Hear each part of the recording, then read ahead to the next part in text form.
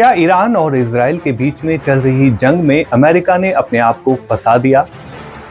अब आवाजें अमेरिका के भीतर उठने लगी है और ट्रंप सरकार के खिलाफ विरोध जो है वो शुरू हो चुका है। दरअसल ये जंग जो है ईरान और इजराइल के बीच में हुई थी, लेकिन ट्रंप ने अपने आप को इस जंग में फंसाया है और अब ट्रंप बाहर निकलना तो चाहते हैं, लेकिन ईरान ये मानने के लिए तैयार नहीं है। ईरान का साफ कहना है कि जितना नुकसान ईरान को अभी तक झेलना पड़ा है, उससे दुगना नुकसान जो है अमेरिका और इजराइल को वो करेगा। फिलहाल मशरिक वुस्ता में जो हालात बने हुए हैं, उससे साफ जाहिर हो रहा है कि ये दोनों देश जो है बुरी तरह से ईरान के आगे अब पिटने लगे हैं,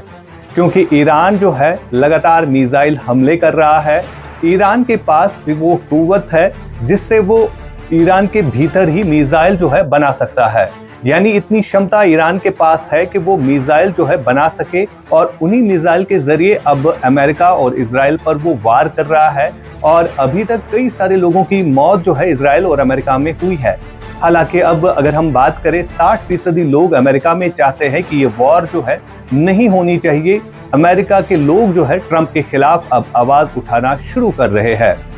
60% लोगों का मतलब ये है कि ट्रंप ने अपने आप को बुरी तरह से फंसा दिया है और जंग अगर इजराइल और ईरान के बीच में थी, ट्रंप बीच में घुस गए और अब अगर ट्रंप निकलना भी चाहेंगे, लेकिन वो निकल नहीं सकते, क्योंकि कुछ दिन पहले ये भी खबर आई कि ट्रंप जो है बातचीत करना चाहते हैं, लेकिन ईरान की तरफ से खुले तौर पर मना किया गया। ईरान ने कहा कि अब कोई बात नहीं होगी, किस तरह के हालात ईरान में बनाए गए और उसी का बदला जो है अब ईरान लेने लगा है। साथ ही साथ खबर यह भी है कि जिस तरह से 165 बच्चों की मौत वाक़ा हो गई, मिसाइल दागकर एक स्कूल पर हमला किया गया जिसमें 165 बच्चे जो है वो मारे गए, और उन तस्वीरों को देखकर कहीं ना कहीं जो आलमी सतह के लोग हैं वो जाग गए। उनके अंदर कहीं ना कहीं जो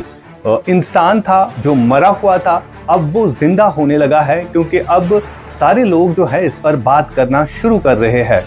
जिस तरह से ईरान से कल तस्वीरें निकल के सामने आई, कई सारी कब्रें और मासूम बच्चों के ताबूत जो है वो देखे गए, और कहीं ना कहीं उन तस्वीरों ने हर एक इंसान को अंदर ही अंदर झंझोड़ के रख दिया और ये कहने पर अब मजबूर हो गया कि जो कुछ अमेरिका और इजराइल ने किया वो बेहद गलत है। यहाँ उंगलियां इस वक्त जो है ट्रंप और नेतन्याहू पर उठ रही है, जिसका जवाब नेतन्याहू और ट्रंप को देना ही देना होगा। फिलहाल जिस तरह से मुखालफत अमेरिका के राष्ट्रपति डोनाल्ड ट्रंप की अब हो रही है, अमेरिका के राष्ट्रपति